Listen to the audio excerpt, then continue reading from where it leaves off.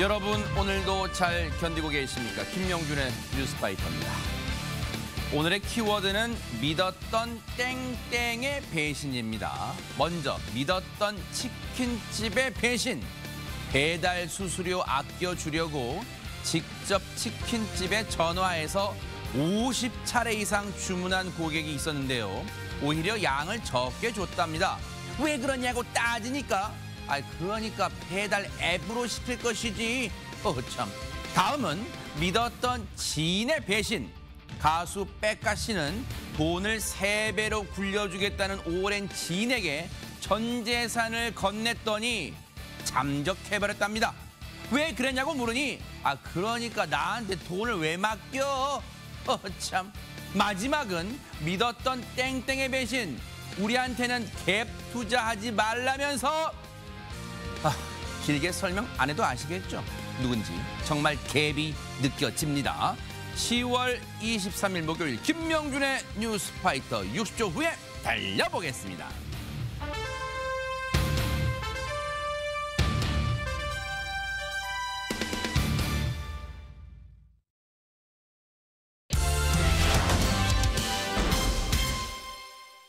김명준의 뉴스파이터 오늘 함께 하실 분들을 소개해드리겠습니다. 하재근 사회문화평론가, 정신과 전문의 최명기 원장, 문화일보 안진용 기자, 허주연 변호사, 그리고 방송인 김묘성 대중문화 전문기자 이렇게 5분과 함께합니다. 어서 오십시오. 안녕하세요. 네. 지금 대한민국 정신없이 흘러가고 있는데 지금 전 세계도 바삐 돌아가고 있는데요. 첫 번째 가볼 나라는 어딜까요? 김묘성 기자님. 네, 우리나라 먼저 가보겠습니다. 아하. 앵커님은 새 차를 뽑으실 때 가장 먼저 뭐부터 하세요? 새 차 뽑을 때요? 네네. 뽑고 난 다음에. 뽑고 난 다음에 네네. 깨끗이 또 광 좀 내고 그러는 거 아니에요? 그런데 여기에 네. 새 차에다가 네. 술을 뿌리고 그리고 북어를 던지면서 고사를 지내는 사람이 등장했습니다. 영상이 준비됐는데요. 함께 어허. 확인해 보실까요? 노란색 외투를 입은 여성이 도로 한복판에서 자신의 차량에 술을 뿌리며 차량의 어머? 진행을 방해하고 있습니다. 너무 어머머. 한복판이죠. 이번에는 도로를 향해서 북어를 집어던지다가 달리는 차량에 맞을 뻔한 위험한 상황도 발생을 하는데요. 그런데 이를 전혀 아랑곳하지 않고 계속해서 고사를 이어갑니다. 허허. 온라인에 이 영상을 올린 누리꾼은 대체 무슨 생각을 갖고 있으면 저런 행동을 할 수 있냐면서 분노를 표하고 있습니다. 아니 근데 글쎄 저것도 근데 허주면 저런 것까지 저는 뭐 신앙의 자유라는 표현을 쓰고 싶지 않은데 어쨌든 근데 차를 새로 사고 뭐 고사지내 뭐 무사고 기원 같은 거 하는 의미로 고사 지내는 사람들 뭐 봤는데 저 영상 뭐 앞부분이 있었는지는 모르겠지만 혹시 보셨을 거예요. 여기 계신 분들도 막 지잉 치고 막 그래요. 지잉도 치고 괭괭 치면서 막 그렇게 하는 사람도 있어. 주변에 소음 피해도 주는 사람이 있어요, 진짜로. 근데 저건 뭡니까, 지금? 그러니까요. 지금 뭐 본인의 어떤 행동이 뭐든 간에 자유가 있다고 하더라도 그 자유가 다른 사람들에게 불쾌감을 주고 다른 사람의 어떤 권리를 침해하는 행위다라고 하면 당연히 그분은 자유가 아니라 방종이겠죠. 네. 지금 저 사람의 행위는 방종일 뿐만 아니라 법적으로도 제재 대상이 될 수 있는 행위에 해당한다는 생각이 듭니다. 어허. 말씀하신 것처럼 지잉치고 시끄럽게 해서 주변 소란하게 만들었다고 하면 경범죄처벌법 위반 행위도 해당할 수 네. 있을 것 같고요. 그리고 지금 보면은 고사 지내는 데 쓰이는 그 북어 물품이 있나 봐요. 네. 그걸 이렇게 막 도로 위에서 던져서 지나가는 차에 맞을 뻔하고 이런 아찔한 상황도 연출이 되거든요. 운전하다가 앞에서 갑자기 북어가 튀어나온다고 생각해 보세요. 그러네요. 2차 사고로 이어질 위험도 있습니다. 네. 이런 것들 도로교통법상 통행 방해 행위에 해당할 수 있고요. 네. 20만 원 이하의 벌금형에 처해질 수 있는 행위입니다. 그리고 지금 저 차가 주차되어 있는 구역은 영상에서 자세히 보이지는 않지만 반대쪽을 보면 황색 실선이 돼 있어요. 황색 실선은 탄력적으로 특정한 경우 하에서만 주정차가 허용되는 구역인데 그래요. 허용되는 어떤 요건을 벗어나서 주정차를 했다고 하면 저 부분 또 주정차 금지구역 위반 행위로 또 얼마든지 제재가 가능한 부분이라는 네. 생각이 들거든요. 아하. 여러 가지 문제점이 있는 행위는 분명해 보입니다. 보세요. 저 도로에 북어 내동댕이 치잖아요. 근데 이 영상을 접한 누리꾼 분들은 어떤 반응을 보이고 있을까요? 안진용 기자님. 굉장히 황당해하고 있습니다. 일단 통상적으로 저런 고사라는 게 무사고 기원인데 네. 오히려 사고가 날 만한 상황을 만들고 있다고 꼬집었고요. 그래요. 도로에서 저런 행동을 하다간 100% 폐차의 위험이 있다고 또 지적을 했습니다. 네. 그리고 이럴 시간이 있다면 사고가 나지 않도록 운전 연습을 더 하는 게 낫다는 합리적인 지적과 더불어 이건 미신을 넘어서 그 자체로 위험한 행동이라는 일침도 있었습니다. 최명규 원장 보실 때는 글쎄요, 뭐 전국에 저런 뭐 차 새로 뽑고 나서 저런 행동 하시는 분들 뭐 있을 수도 있으니까 뭐 하지 말라고 뭐 법에 나와 있지는 않겠지만 근데 왜 심리적으로 왜 그런다고 생각하세요? 일단 저분은 전반적으로 모든 부분에 있어서 좀 미신을 좀 믿는 분일 가능성이 있습니다. 그러니까 실질적으로 과학적인 검증되지 않았더라도 뭔가 이 세상에 보이지 않는 뭔가가 있다고 믿는 거죠.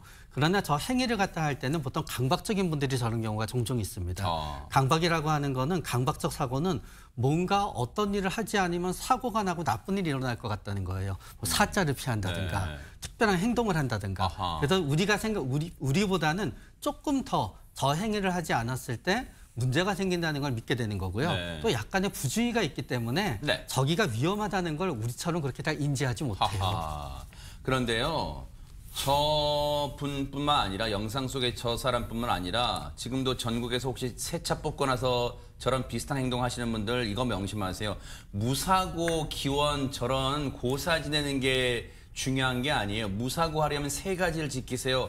과속 금지 등 신호 준수 그리고 제때 정비 받고 음주운전 하지 않고 요 세 가지만 지키면 무사고 운전할 수 있을 것 같다는 생각해 봅니다. 명심하시기 바랍니다. 자, 그런가 하면 이제 어느 나라 가볼까요? 하재근 평론가님. 네, 이번에는 태평양 건너 미국으로 가보시겠습니다. 네네.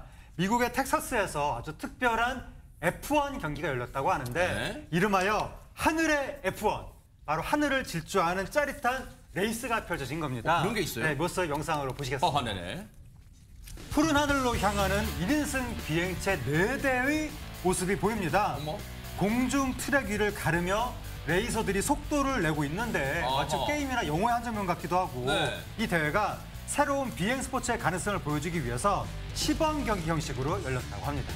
혹시 하도 김효정 기자님 요즘 하도 AI 영상 많죠. 저거 다 AI네 보니까 그죠? 아니요. 저거 실제 영상이고요. 진짜요? 그리고 그 보시는 비행체 안에 사람까지 있습니다. 사람이요? 네, 그렇습니다. 미국 항공 스타트업이 개발한 전기 수직 이착륙기인데 이름도 있어요. 제슨1이라고 합니다. 오. 이 제슨1 안에 실제 조종사가 탑승한 상태로 레이싱 경기가 펼쳐진 건 이번이 처음이라고 합니다. 우와. 최고 시속이 약 100km에 달하는 어머나. 이 제슨1이 하늘을 이렇게 활주하는 장면에 많은 사람들이 환호를 보냈다고 하고요. 네. 또 상상 속 장면이 현실이 됐다.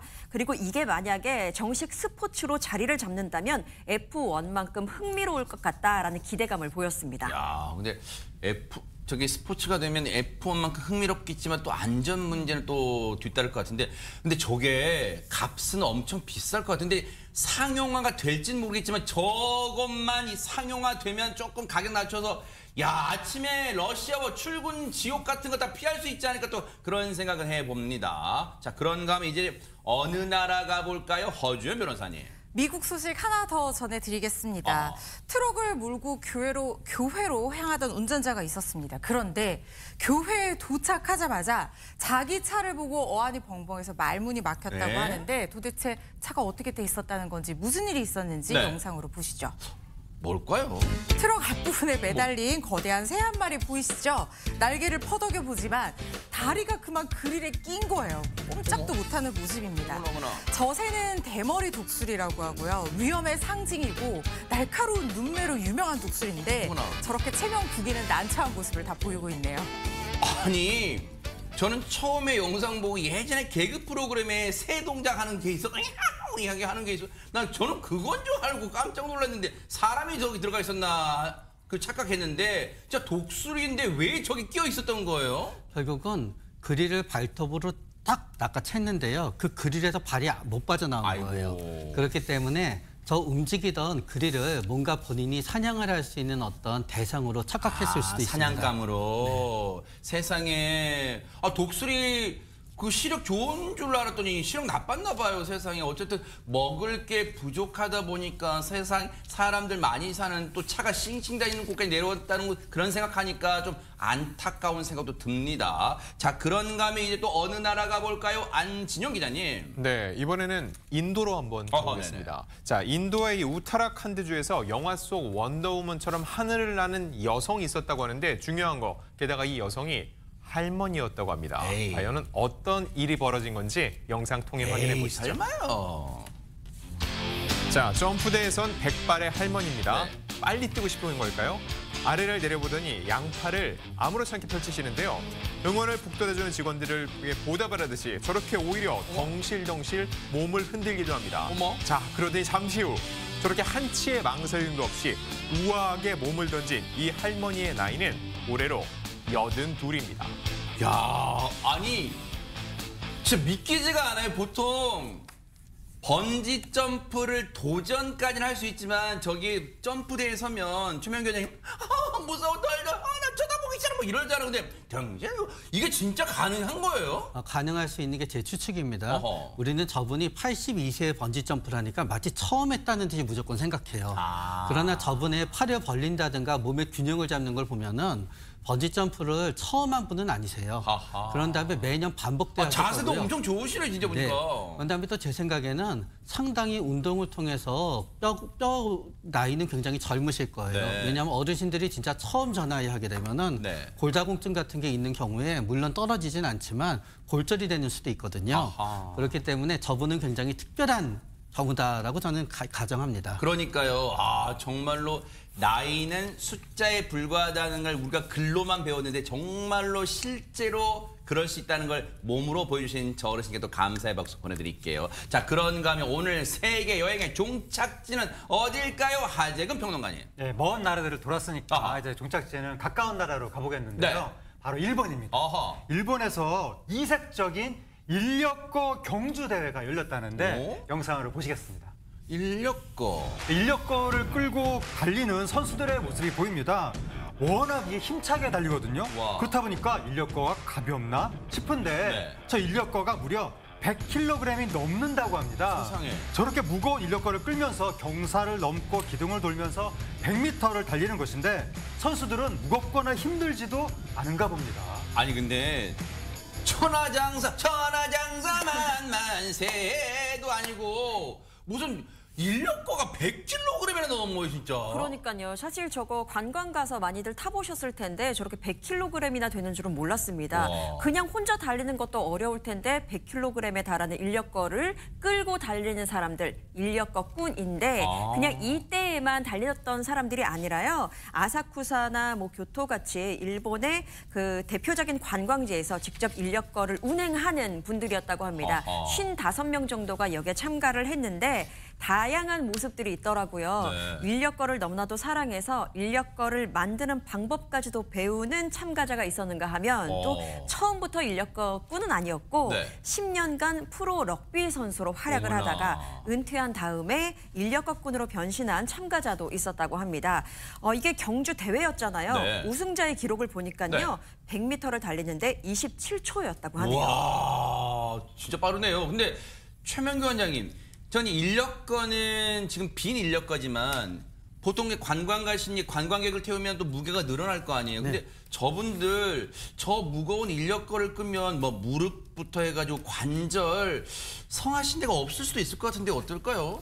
실제로 지금이 아닌 1920년대나 30년대에 인력거 노동자의 평균 수명은 굉장히 짧았다고 합니다. 아하. 그리고 지금도 이제 방글라데시 같은 경우가 인력거가 제일 많이 유통되는 곳이라고 하는데요. 실제 무게는 100kg 정도가 됩니다. 실제 그냥 사용하는 것들도 그래요? 저게 대회용이 아니라 아하. 과거의 인력거는 조금은 가벼웠을 거라고 추측하게 돼요. 네. 그래서 저분들은 1년에 한 번 저 대회만 하는 게 아니라 아마 힘을 쓰는 여러 가지 대회에 나가는 분일 거예요. 그렇기 때문에 평소에 운동을 해서 관절의 근육의 힘이 굉장히 세기 때문에 네. 저거를 감당할 수 있는 분이라고 생각이 되고요. 아하. 더군다나 저 인력거마다 다 색깔도 있고 다르거든요. 네. 저거 자체가 남들한테 자신의 힘을 과시하고 그러면서 자신이 만든 거를 갖다 보여주고 그러면서 상금이 있었다고 하면 그 상금까지 탈 수 있기 때문에 웃는 얼굴로 목표를 갖고 인력거를 할 수 있다고 생각이 됩니다. 저는요 그냥 지나가는 의미로 툭 던진 질문을 이렇게까지 해박한 지식을 갖고 계실 줄을 몰라서 최명기님 정말로